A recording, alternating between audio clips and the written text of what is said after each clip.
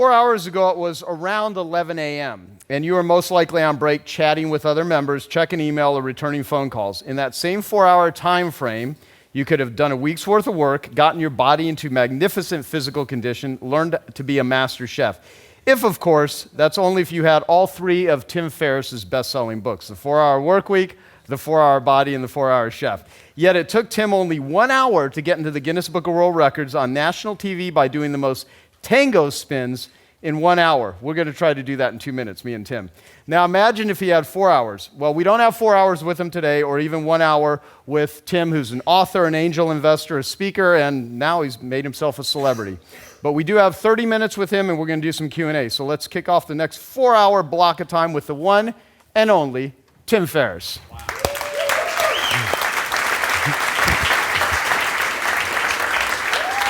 Thanks, buddy. How are you? It's good to see you. All right. So we've I don't know how many interviews we've done now at this point, but it's been a lot. So I thought long and hard about what to get Joe as a gift, and really racked my brain. I actually had to go all the way to China to find this for you, and you can see it says "I love cool" on the top right. You can maybe open that up, and then we can explain what this is. Wow. In the meantime, you all have a gift card. This is courtesy of yours truly. This is a $50 gift card to donorschoose.org. And donorschoose.org is interesting for a couple of reasons. I've been an advisor for 6 or 7 years, along with Stephen Colbert and Michelle Obama's a supporter, Oprah, a number of others. And it is the only nonprofit ever to be on the cover of the Fast Company Most Innovative Companies in the World issue. So just from the standpoint of looking at how they do what they do, it's worth checking out. But they are, I think, one of the rare nonprofits that operates like a lean for-profit in the education space. So please enjoy, and that's that. What do you think? Awesome. Well, let me, before I open this, it says Jock, Fashion Vogue Underwear, so this is going to be... J-O-K. So what's important to understand here what the hell? is, so stand up for a second. Okay. So it's kind of like a Speedo, but it only goes on one side. Oh. Yeah. I've actually seen you wearing this when we went to Vietnam I thought later at the pool, maybe you could give everybody a demo. That was awesome. Wow. Thank you. You're welcome. It's one of the nicest things you've ever done for me. You know, it's been coming for a while. I was like, how can I express my gratitude for all that he's done? Wow. Wow. Well, you going to Burning Man this year? No, I live in San Francisco. That's like 50% Burning Man all the time. It's like I have to leave San Francisco to get away from Burning Man. So how many of you been to Burning Man? Yeah, I've been twice. Explain that. Burning Man? Yeah. Oh, God. Explain Burning Man. Burning Man, I won't go into the history of it. Burning Man is simultaneously a place to see some of the world's best art, simultaneously a way to see some of the world's top musicians perform for free. It's a way to do lots of illicit drugs without getting caught. It's a way to meet very, very amazing people serendipitously. If you have a job or life you hate, it can become your saving grace once a year. Yeah. It's all of those things and much more. So yeah. If you haven't been, I think going once is certainly worth the experience. Yeah, that was actually well done. All right, so let's talk about how you do what you do. You went from your first investment to being an angel investor and ranked number 6 in the world in around 5 years. So tell that story and a little bit about your life. Sure. So I wanted to talk today, broadly speaking, about reinvention and what that entails, because I feel like it's very easy when people have a certain degree of success in any field to become defensive. And I noticed that in myself, where I was the 4-hour workweek guy, and I had these nightmares of talking about email autoresponders for the rest of my life. And it's easy to go from a proactive building position to I need to defend what I have. And that can relate to finances, brand, reputation, et cetera. And I think that's a precarious, unproductive place to be. So I decided at one point in 2007 to explore diversifying my identity into angel investing. And I'll try not to spend too much time on it, but I think that if you have just one brand or business or project, your entire self-worth becomes dependent on the success or failure of that project, and it ebbs and flows over time, and that's a very, I think, dangerous place to be. So the angel investing started. I'll just give you the quick sequence. So I started off by putting in small amounts of money, meaning about 10K or so into startups, and helping them in ways that far outstripped any potential financial gain. And the objective there was to work with early stage startups and develop a reputation for being very highly value add. This will be important later. Once I had 6 or 7 of those companies where I was never going to make my money back, so to speak, for the time I put in, I used references from them to then start investing and advising as a blended model in other potentially successful or later stage startups. Once I was able to then gather data from those, I was able to leverage that into, say, getting to know early employees and founders at companies. Why is this important? Because you can buy stock or get equity at specific financing events, or you can buy on what's called the secondary market. And typically that's when, say, an early employee is like, well, it's great that our CEO is getting rich because he took $20 million off the table because he raised $100 million, but I need to buy a house. How do I get some cash out of this situation? And he'll sell or she'll sell 10% of their stock, and I want it to be the first person they called. So that's how I ended up in Twitter and Facebook. Once I had Twitter and Facebook, I realized a separate thing, which was, and you can apply this in many different areas, so I won't spend too much time on it, but you have financial return on investment decisions, and then you have, what in my particular case, a marketing budget for my reputation as an investor. So 20% of my investments I never expect to make money on directly. What does that mean? That means I put 25K into something like Twitter, even at a crazy valuation. If I'm able to get unique access that makes me a Twitter investor, which then gives me better deal flow and a stronger calling card, I use that to then get better choices when I allocate my 80% for the strict financial return, if that makes sense. And I would say last, but certainly not least, is invest. My recommendation would be invest in companies that solve a problem that you have. I've been ridiculed by a lot of venture capitalists. They're like, oh my God, you need to look at the total addressable market size and this, and this, and this. If you invest in things that solve a problem for you, it's very hard to go wrong. You will have failures, but I think it increases your batting average tremendously. So, I was a pre-seed money advisor to Uber. Great example. Evernote, I was the first advisor. These are all examples of products that solve a problem I have on a daily basis. So I would encourage people not to get too fancy with doing due diligence in worlds you don't understand. For instance, every time I try to invest in something that's like bleeding edge biotech, which I feel like I understand on some level, but I don't understand FDA phase trials intimately, I get kicked in the balls by the universe like every single time. Just lose all of my money. So focus on something that fixes your problems. That's sort of the basic overview. If you guys want to get an education in angel investing, my recommendation, and I'm an advisor to this platform as well. Oh, that's another thing. I advise platforms in positions where I will make very little money because I want exclusive access to the people who run those platforms. So if I need help at Facebook, Twitter, just go down the list and name any service you can imagine. Chances are I'm somehow formally involved with that company, so I can make any phone call I need to make. Okay, so that has a utilitarian benefit beyond just the strict equity return on investment.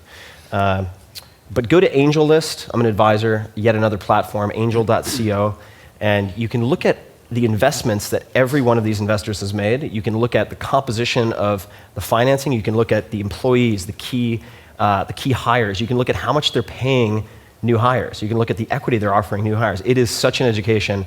You can see my entire portfolio at angel.co/Tim, and you can really drill down and see where people have made good decisions, made bad decisions, and you can just paper trade for a while and really get an MBA in early stage investing without spending a ton of money. It's a basic question. I might have asked you this sometime before, but you use the term platform. Mm-hmm. What does that mean? What is a platform? Well, there are different types of platforms. So there are platforms that people use to market or promote a given product or service, right? So people might consider their TV show that they're on, or their blog, or their email list, a platform of sorts, something that you can sort of shout to the rooftops or from the rooftops from. Otherwise, a platform is an architecture, technological architecture typically, that allows people to en masse perform some type of task. So Twitter would be, depending on who you ask, a microblogging platform. Right? So you're limited to 140 characters, and so they'll have a director of platform or chief platform officer, mm-hmm. in the case of Shopify, another company that I advise. And I view that like a city-state, on the internet, or an entire nation. In the case of WordPress, they power almost 20% or maybe more than 20% of the entire internet. So I'm an advisor to Automatic, which runs WordPress.com. And that's effectively like knowing the mayors of these respective territories, right? And on the internet... That's how you get away with all the shit you do, right? No, you mean like my last challenge? No, I don't even know. If you guys haven't enjoyed the Knob Nom challenge, you should join it. You got 2 weeks left. That's no booze, no masturbating. We have 5,000 people being held accountable to do it. Why? It's a long, longer story. Honestly, I can see the impact on your life. That would save you hours a week. Yeah, exactly. That's what people ask me. What do you spend your other, 36 hours on? I'm like, those would be the two primary categories. I think germane to a lot of the conversations that people here would have is platform from a personal marketing standpoint, what you use as your bully pulpit or your megaphone, and then platform in the sense of broader sort of technological playing field. Okay, awesome. That was good. What do you think of this platform? Beautiful. The one we're on. No, I know. I love it's the llama fur sort of contour is really nice. This is I am what we do at Genius Network here. Okay, so reinvention. You talked about that. So you reinvent yourself a lot. You've written a ton about it. How do you recommend people here in this room go about reinventing their own lives? I think that there are sort of two different modes that most people oscillate between. One would be operational build. So you've established what your direction is, what your objectives are, what your timelines are, and you're building. And then the sort of higher level strategic thinking and introspective existential questions. And I think that whether or not reinvention is appealing or even necessary can be brought about in a number of ways, typically by asking a handful of questions that I find very helpful. And I'm in a period right now where I'm trying to decide, what does my next chapter look like? And I'm in the process of figuring that out, but I don't want to rush into another book. I'm not sure I want to do the 4-hour thing anymore. So, I'm in the process of figuring that out. So certain questions that I'll ask that I find very helpful are, and some of you will recognize a few of these, if you can never retire, how does that change your priorities and your decision making, right? So, as we've heard a number of times today, are you sort of stockpiling capital and deferring life for a time in which the value of that capital will be the lowest it could possibly be for you? And if you can't ever retire, how does that change your decision making and your priorities? The second question that I ask quite a bit, and actually they're sort of paired off. So the first would be, if you had to take a job right now, you had to stop doing what you're doing and take a job that paid $50,000 a year, $40,000 a year, what would it be? If you were just optimizing for enjoyment and fulfillment, contentedness, what would that job or those jobs look like? 50 grand a year, that's the cap, right? And look for, if you have a number of different industries or job titles or positions identified, what are the commonalities across those? And then taken a step further, if you had to pay $50,000 a year to do a job, what would that job look like? And again, what are the commonalities across the answers that you have to that question? And it's very easy, and I've seen this, to become seduced by money, and money is not a bad thing, but it's not the end-all be-all. It's a medium of exchange. So you have capital, and you exchange that for possessions or experiences. And it's easy to get caught up with keeping up with the Joneses, and that's a danger of the angel investing stuff, quite frankly, is you see people just making absurd quantities of money, and you're like, he's smart, he's not that smart, I could do that. Why am I not doing that? And then it's very easy to get caught up in the torrent of capitalism, and it's a very useful tool. It makes a really shitty master. So those are some of the questions that I find very helpful. Cool. So email. When I first met you in 2007, you were such a huge fan of not sending out emails to all these ones you were collecting. So you've been rethinking email, and it's important. So what have you discovered? Since we focus here at Genius Network on ideas worth $250,000, what have you discovered that could be worth $250,000 or more to everyone here as it relates to the use of or non-use of email? Sure. I think that's pretty easy to answer. I mean, given how well a lot of people here are doing, you can just look at the opportunity cost of spending every excess hour you spend on trivial email or just poor email management is extremely costly. few things. So these are very simple tactical recommendations, but a few assumptions or observations. And the first is that the average inbox number of messages that you have is growing year on year 15 to 18%. Okay, so where does that lead you, right? Personally, do your systems scale if your inbox is growing 15 to 18% minimum per year? Where are you in 5 years, okay? So take a look at your systems. The second, very closely related to that, is the observation that and this is actually from a friend of mine named Robert Scoble, for every email that he sends out, and they call him the human aggregator, he does a lot of number crunching. For every email he sends out, he gets 1.75 in return. Okay, so what are the implications? What that means is you don't need better ways of answering email, you need to answer fewer email, number one. And that's more of a philosophical shift. I'd recommend reading Stoicism, Letters from a Stoic. Become okay with not responding to people. And and there are ways to sort of mitigate the risks associated with that. Or you can limit the size of emails. So the first thing that a lot of people notice Is that why your family hates you, though? No, my family loves me. No. I've spent a lot of time with my family. I just spent 3 months with my parents. There are a couple things. Look up 4 sentences or 5 sentences footer. Just Google that, and you'll find a footer that basically says this email is 5 sentences or fewer. Click here to find out why. And it gives you an excuse to send short emails, and it also encourages people to click through and read it themselves so that you don't feel obligated to send the Great American Novel in response to someone who just sent you the Great American Novel. Right? Common problem. Number 1. Number 2 is become familiar with tools like Boomerang.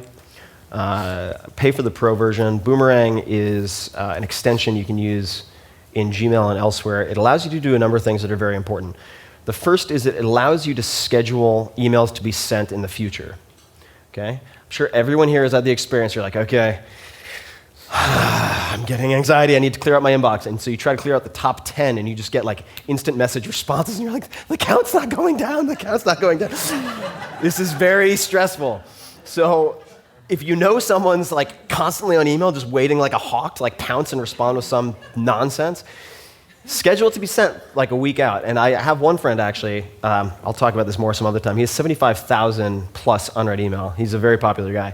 But what he'll do is if it's someone he doesn't really want to respond to email, or whose email he doesn't want to respond to, the first time he responds, it'll be like 2 days. The next time he responds, he'll schedule it for like 5 days. The next time he responds, he'll schedule it for like 10 days. And eventually they're just like, fuck it. And they stop emailing.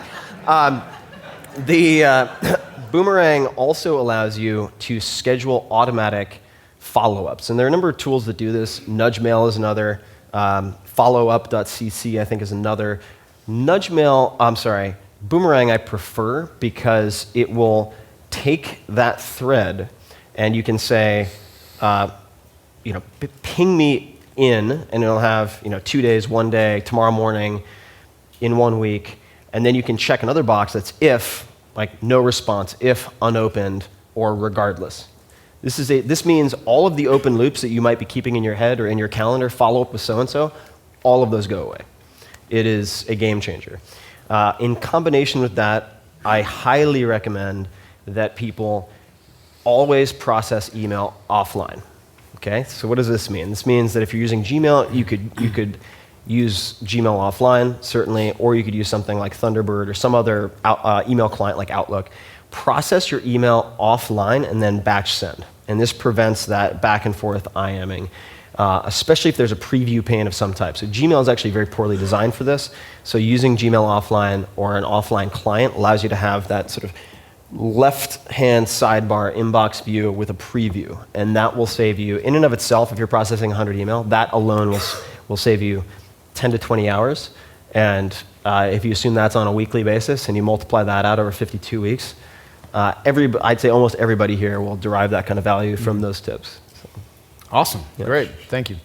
What are some of the most important elegant wealth ideas that you've discovered since you wrote the 4 Hour Work Week, which was a huge bestseller? Elegant wealth ideas. God, I don't know. Well, I'll focus on the elegant part, 'cause there are so many people here who make so much more than I do on an annual basis. You can talk about life hacks, too, if that's easier. No, I'll talk about wealth, because I think wealth is it's an under-examined word. Success, another one. So terms that are used so often in so many contexts that they lose any specific meaning, and therefore I think lead to a lot of sloppy, imprecise thinking. So I think wealth, in a way, is having a sustainable way of maintaining your capital and simultaneously appreciating everything that you have and do. All right? So I think it's impossible that you can have riches without appreciation, so you focus 100% on achievement. You can't have wealth without a commensurate sort of 50-50 blend of appreciation with achievement. So I'll give a tip on that, and it's so simple. Actually, one of my readers created something called the 5-Minute Journal, and you can just Google it, you'll find it. Yeah, UJ. Yeah. And every morning, grab your tea or coffee, whatever, and just fill out these 5 minutes, starting with 3 things that you're grateful for. And there's so much research, I'm not going to beat you over the head with it. You can look at all sorts of research into compassion meditation and gratitude lists and exercise gratitude. Its impact on self-reported well-being, it's very high. Like, there's pretty much nothing you can do that is higher. So that's number 1, is journal in the morning or use something like the 5-minute journal. And what I've realized for myself is, and this is a very personal thing, I think that a business can be optimized for maximal, let's say, per annum income, but it can be maximized for other things as well. And one of my favorite sort of philosopher kings in the world of entrepreneurship is Derek Sivers. And Sivers. I think it's just Sivers.com or Sivers.co. He is definitely one of my role models. And he's a master programmer, just a virtuoso of programming, but started a company called CD Baby, sold it for $27 million. And that might not sound like a lot of money to some people here, but the way he's crafted his life is just fascinating. And he's a programmer, right? So he was very shy, didn't know how to overcome his fear of being extroverted. So I'm not kidding, he became a ringleader in a traveling circus. I mean, like, this guy is a real character. And he has a book, I think it's just called Anything You Want. And it's extremely short. I've read that book dozens of times. You should read it. Just in terms of, again, not just effective solutions, but elegant solutions. The fewest number of moving parts, fewest number of complications. The guy is amazing. And for me personally, the way he views a company is it's an opportunity or a business to create utopia as you would like to see it. Right? So for me, I go, and you know this, and of course, like, we could have a long conversation about this, but I go either super low end in cost, meaning free, right? I put out more than 500 blog posts for free, I do tons of stuff for free, or very high priced, right? Mm-hmm. Like that event I did a couple of years ago, and it was $10,000 a seat. And because I've established so much goodwill and trust with my audience, and the recommendations I give them work, and so on, I put up I remember talking to someone who ran events, and this is many different events are run different ways, but in my particular case, like, events are a lot of work, and putting on the event was a lot of work, but what wasn't a lot of work was filling the event. I put up a 750-word blog post, and the entire event was full 48 hours later, and it was about $10,000 a person, 200 seats, just like that. So I like doing free or extremely low cost or very, very high cost, and I find that the former maximizes my enjoyment of interacting with my audience and establishing goodwill and testing things and doing experiments, and the latter provides income with a minimum of headache. Yeah.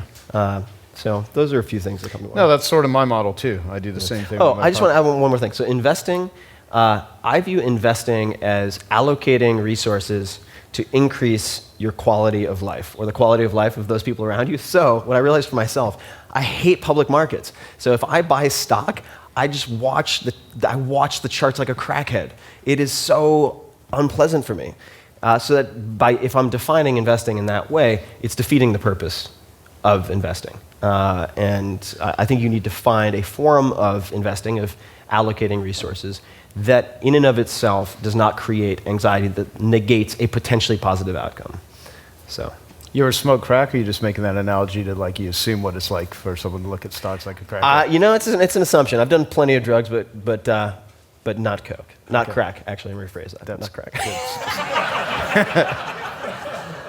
You could do the 4-hour crackhead. I mean, there's I could. no telling, Yeah. Big market. There's no telling where you can take that this would have bet. to be a freemium.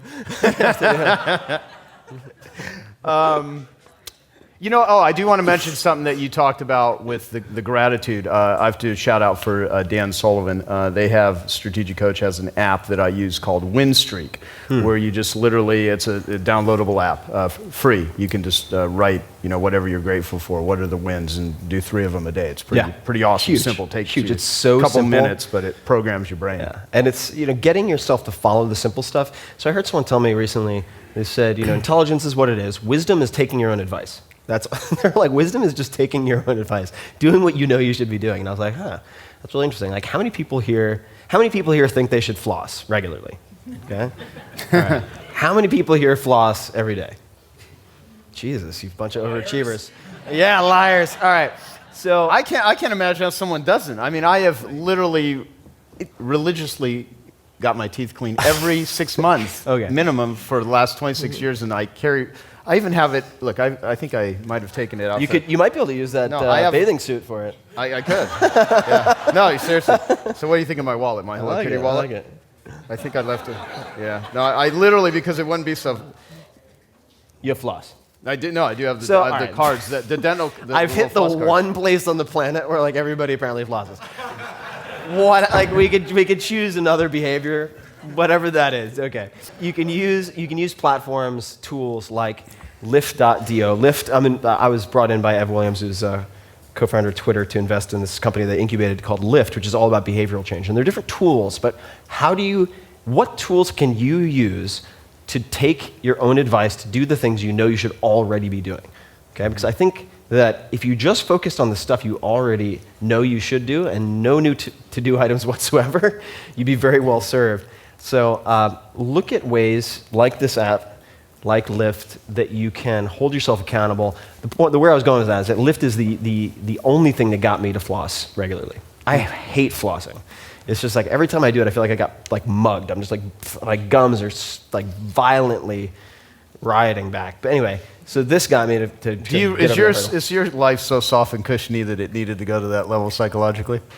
Where that's my big problem? Yeah. Floss? Yeah. No, I've got other stuff. No. That's why I have black water. No, that's good. It's like the little things, though. It's a great point. So what is a question I didn't ask you, but would be worth at least $250,000 to everyone here if I had asked it?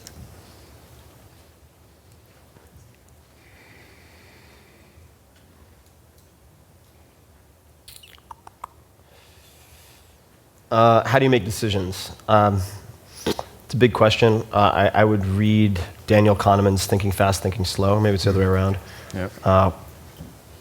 which was recommended. I was at a tech roundtable with Obama, and he's like, you know what book all you guys need to read? I'm like, wow. That's what they need on the back of the book cover. But that's a tremendous book. And secondarily, I think Stoic philosophy is one of the best operating systems conceivable for making effective and efficient decisions in high-stress environments. So I would say Stoicism and understanding sort of the separate pathways or systems that you use as human beings for decision-making, which would be Danny Kahneman's book. Awesome. Okay, how about if we take a few questions from the audience for a few minutes? Anyone like to do that? Anyone have a question for Tim? Come on up to the mic. Tim, thanks again, once again for the inspiration for the travel. You talk a lot of the different boards and stuff that you're on. You see a lot of what's going on in the future, and one of the things we've talked about a lot the last 2 days are how do you 10x? 10 years from now, what are we looking at? What are we seeing? What's the mover and shaker for society?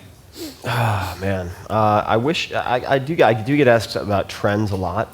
I just tend to see. I'm not a good trend predictor. I am a good trend spotter when it's in front of me, which may or may not be good. I think that virtual immersion is going to be like the next frontier. If you've ever read Snow Crash by Neil Stephenson, I think that's where we're headed. I think that high fidelity, the next generations of Second Life, if you look at AI companies like Vicarious, there will be a point in the not too distant future where like this could be a recreation. And that brings up all sorts of crazy science, like questions that were previously relegated to science fiction. But I think that sort of three-dimensional immersive environments, I don't see how that cannot be a huge component of almost everything we do moving forward. Awesome. Thank you. Yeah, thank you. AJ. Hey, Tim. I know you discuss a lot of neurotropics. Yep. Do you currently take them, and what kind of stack do you take? So nootropics are smart drugs. I don't take many. So I'm actually, if anything, trying to obtain almost all of my nutrition from Whole Foods at the moment. So I pop pills. Well, I do a lot more than that. If I have some type of objective or test that I'm running. You enjoy suppositories, I hear. Oh yeah, smart drug suppositories. Next generation, yeah, it's coming along with the 3D. Might even be able to use those in combination, I don't know. But there are a few that I find interesting. I'm not using them currently. The brain is just so sensitive and there's so many feedback loops. There are many different perspectives on this, but I don't like to be too cavalier with smart drugs. I think that's dicey. There's a stack called Ciltep, C-I-L-T-E-P, that you can find, which can be sort of ad hoc with forskolin, something called forskolin, and artichoke extract and a few other things that affects cyclical AMP and a number of different aspects of your neurochemistry. But my favorite smart drug is yerba mate tea.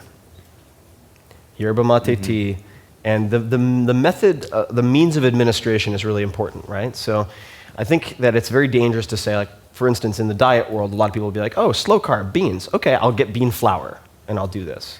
And then, the composition is very important, right? So you could take coca leaf tea, all for it, then cocaine, and then crack, probably not a good idea. Ostensibly, right, the same sort of supply chain.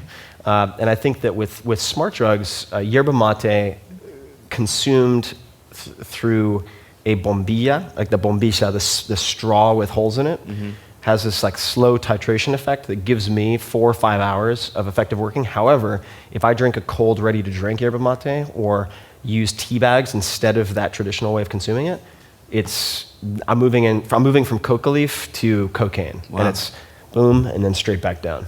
So, but I find yerba mate spectacular. Personally. Is there a specific brand that you use? I like Cruz de Malta con palo. So there's Cruz de Malta I think it's from Argentina, and that has palo, which is like the sticks, and that makes it a little easier to navigate with the straw. Otherwise, it gets too dense. Like there's Rosamonte, which is also great, but it's just it's packed. It's like cement. So Right. I like Cruz de Malta. And get a container. Either use a mug. Don't get the one that's made out of like leather or wood. It'll turn into just a bacteria hotel. They get gross really fast. So there you go. All right. Yeah. Thanks. Yeah, of course. Well, you believe in visualization and whatnot, right? Like sort of like you meditate every day. I'm going to put a little Joe Polish sticker there. I think if you do that with your the little tea ceremony that you do, that might just take. Well, when it I to a whole meditate, nother it's level. just a photo of your face rotating. Like, yeah, it's very helpful. That's awesome. Okay. No, you do meditate twice a day now, right? I meditate at least once a day, twice a day if I'm feeling really gung ho. But in the morning, typically, is when I meditate. Awesome. Mr. Klein. Yeah, so you made a mention to Snow Crash earlier. What are a couple of your favorite sci-fi books? Oh, man. Well, these might sound boring. They're not that esoteric. I mean, I love Snow Crash. I'm not sure if Cryptonomicon would be considered. I love Neil Stephenson's stuff. Some people think Cryptonomicon is like too big and hard to wade through. I loved it. But Snow Crash, if you're going to do it, if you start with Snow Crash. Stranger in a Strange Land by Heinlein, I think is just one of the greats. And there's so much you can learn about leadership and life just by reading that book. The word grok comes from that book, by the way, if you've ever used it or heard it. Stranger in a Strange Land is where it came from. I think Dune is spectacular. The first book, just the sort of litany against fear of the Bene Gesserit and all that stuff is so awesome. One of the most sort of believably detailed worlds I've ever seen in any fiction. I love Ender's Game. There's been a lot of talk about it, and then the movie, of course, I haven't seen the movie, but there was a long time maybe at least a handful of years where on Mark Zuckerberg's Facebook page, the only book he had as favorite books was Ender's Game. I think that's a hell of a novel. Those are the first few that come to mind. Cool. Yeah. Thanks. Yeah, of course. Do you know Vern Harnish? Yeah. Hey, Tim. Hey, how are you? So I just want to publicly thank you for the single best idea I've ever received in my life, and that was from you. And that was the upside down fire. I'm telling you, I'm like this hero now in building fires, and I didn't believe you. My son and I sneak off to our place up in Costa Brava to try this, and it's absolutely brilliant. Then number two is just swimming thing. Oh, awesome. So, and if you guys haven't read 4 Hour Chef and got all of those kind of tidbits, what's your latest? Like just this everyday kind of thing we all have to do that we've been like doing wrong. You got any wisdom? Let me think. Well, thank you, first of all. If any of you aren't confident swimmers, please just search Total Immersion and my name and read the blog post. It's so empowering to become good at swimming. If you're not good, like if you can't do 10, 20 laps without any stress, just read this post. You could take it to the pool and you'll be like, it's not my method, it's just something I explain. You know, I think as far as party tricks go, getting familiar with basic probabilities is actually fun for parties. So there's a book called How to Lie with Statistics, and the reason to read that is not so you can lie using statistics, but so you don't get tricked, either lied to or misled by journalists who don't actually understand probabilistic thinking. And humans are inherently very, very bad at this. And I remember, I'm getting the numbers somewhat wrong, but if you have 100 people in a room, and it might even be less than that, like what's the probability that two people will share the same birthday? And it's something like 50% or 60, 70%. But it's like when you meet someone in person, like, what are the chances? And it's like, it's a coin toss. It's actually really very highly likely. And you're able to make much more informed decisions. There's a book called How to Measure Anything. It's a big honking book. But if you're in a business and just want to be a more rational thinker and have fun stuff like that, that's worth a read as well. Yeah. Let's go to you, and then we'll go, John, the last two questions. If you were to define it, what would you say was the innate personality trait or it factor that started you on your initial journey through all this experimentation and personal optimization that, way back when, what was it about you that set you apart down this path? I think that it all started in high school. I was a competitive wrestler. I was very hyperactive. My mom realized pretty early on, she's like, if I throw this kid into kiddie wrestling for 3 hours, he will leave me alone when he gets home and he'll go to sleep. So I ended up wrestling, and I have lung issues. I was born premature. My left lung collapsed because the surfactant wasn't developed, and I have all sorts of respiratory and heat regulation issues. So I had to compensate for that to compete. If I wanted to have any hope of winning, I had to compensate, and the way I compensated was, number one, by trying to become very familiar with nutrition and training and just reading everything I could get my hands on. And then secondly, was getting very, very good at cutting weight. And so that became a real science for me, and I got very good at it, which I don't think you should get. That's one of those things, it's like, you don't get good at it. It's so bad for you.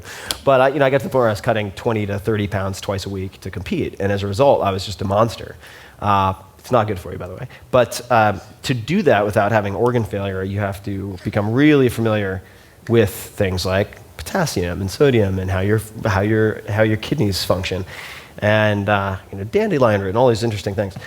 So what started me on that path was not, I don't think, any particular personal characteristic or advantage. It was actually it was a disadvantage that I have. I was effectively handicapped in the only sport that I could perform with any proficiency. And so I had to try to find a non-obvious workaround. And that led me to tracking. And it's like, once you know thyself, and if you have enough personal data, you can start to look at trends and what's possible and what isn't, and start pushing the envelope and recording it. So that's why from that date forward, I pretty much have every workout I've done recorded. I mean, I still have the notebooks from that point in time because I was trying to track stuff. Yeah. Cool. Thank you. Yeah. Awesome. Thank you, John. Okay, so yesterday we talked about a little bit about pseudo-celebrities, and I'm just wondering how much success do companies see after being represented in something like your quarterly box or in your blog? I'm sorry, can you say the last part again? How much success do the companies see after being represented in your quarterly box or blog or Quarterly something box? along those lines? Yeah, I'm sorry, I missed yesterday. I'd be curious to hear the pseudo-celebrity part. I don't view myself as a celebrity, by the way. There are many more people who are sort of better known. It depends on the product. So how much of an effect people see in terms of sales from being in my quarterly box, which goes out to like almost all the influencers I know in Silicon Valley, New York, so it's a good audience to hit, is entirely dependent on the product. So there are certain things like AMRAP bars, which is a CrossFit, it's sort of a nutrition bar that was developed for the paleo and CrossFit communities. I mean, they made millions of dollars following that because it just broke them through this niche market into a wider national market. The blog, I mean, if you Google Tim Ferriss effect, there are a couple of articles written on it. But there are people who have compared my blog's impact to op-ed pieces in the New York Times, to long segments on the Today Show, and highly category dependent. But if it's something that I actually believe in, that I get behind, I mean, I've had single blog posts put books on the bestseller lists. But I've also had blog posts that go absolutely nowhere. So I think it's highly dependent on the product category. And of course, not everything clicks, but if it's something that I like, and I make the not so distant leap or assumption that if I like it, I'm a 37-year-old male, like maybe at least 20 to 40-year-old tech-savvy males in SF in New York, where I spend most of my time, like maybe, since I have so much in common with those people, maybe they'll like it. That's a pretty big number. And then if they like it, maybe women in the same kind of psychographic would like it. And suddenly you're at a number that's tens of millions of people if you expand far enough. So does that answer your question? Yeah, thanks a lot. Yeah, no worries. What is one of your favorite or most useful quotes or ideas that you could end with? Well, this one is difficult to attribute to a single person. I was told, I was actually left a voicemail by a mentor when I was somewhere in between 12 and 15. And the quote was, "You're the average of the 5 people you associate with most." And I think that's had the biggest impact. Yeah. When I find problems in my life, it's because I've strayed from that guideline. And it's like Garrett was saying earlier, sort of friends versus people you choose to be friendly with. That's not a minor distinction. That's a big distinction. And financially, emotionally, psychologically, you're going to be the average of those people you spend the most time with. So you have to curate very, very carefully. And it's not fun. It's not always pleasant. But if you want to be the one steering the car and sort of your journey through life, you have to take those steps.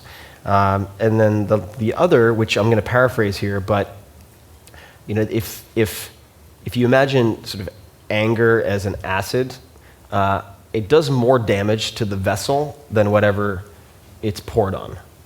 And so if you're the vessel, if you have a lot of anger and carry that around, it's doing far more damage to you consistently than it is to anyone that you expose to that or punish with that anger.